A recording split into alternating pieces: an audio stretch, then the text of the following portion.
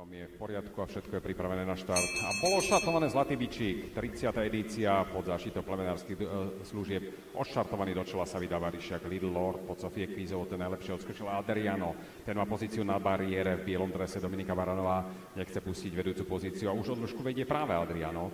Na druhom mieste Little Lord, tá tretí cvala Exact, teraz sa tam strieda Kvesiny v oranžovom, na 5. mieste je Word Choice, na bariére je 6. Asturias, 7. v zeleno-oranžovom Black Hrona, v závere štartového pola je Ryšiak Velštino, v žlto-modrom pre stajňu Strnisko. Ten stráca zhruba 2 dĺžky na predposledného konia, ale vedie Adriano za jaskyňou Dominikou Baranovou pre MPL Racing. Na druhom mieste Little Lord, tretí Kvesiny, štvrtý zvonku Exact, ktorý ide treťou stopou.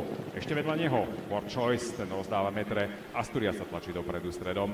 Black Hron je predposledný a na poslednom mieste stále Velštino, pole je kompaktné, na mete 500 vedie Adriano, ale už ho tam strieda Little Lord a takisto Exact a treťou stopou zvonku Davidom Liškom navigovaný favorit Word Choice. Word Choice teraz má asi zdá sa najviac síl v tejto fáze a posúva sa už dopredu, bojuje s Little Lordom o priebežnú líderskú pozíciu. Zvonku idúci Word Choice a na bariére Little Lord, útočí ešte Asturias, teda zatiaľ všetko podľa papierových predpokladov. Word Choice sa ujíma vedenia a odputáva sa od zbytku štartového poľa. Ešte Asturias možno bude hroziť, ale už to na Word Choice sa nebude stačiť. Ten zvíťazí úplne v pohodlne.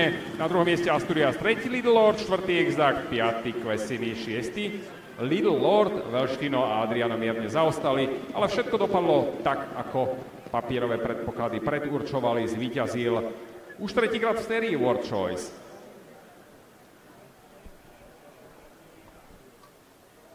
Na druhom mieste Asturias so štartovým číslom 3. No a tretí stále Velštino, je kompaktné, na mete 500 vedie Adriano, ale už ho tam strieda Little Lord a takisto Exact a treťou stopou zvonku Davidom Liškom navigovaný favorit Word Choice. Word Choice teraz má asi zdá sa najviac síl v tejto fáze a posúva sa už dopredu, bojuje s Little Lordom o priebežnú líderskú pozíciu. Zvonku idúci Word Choice a na bariére Little Lord, útočí ešte Asturias, teda zatiaľ všetko podľa papierových predpokladov. Word Choice sa ujíma vedenia a odputáva sa od zbytku štartového poľa. Ešte Asturias možno bude hroziť, ale už to na Word Choice sa nebude stačiť. Ten zvíťazí úplne v pohodlne.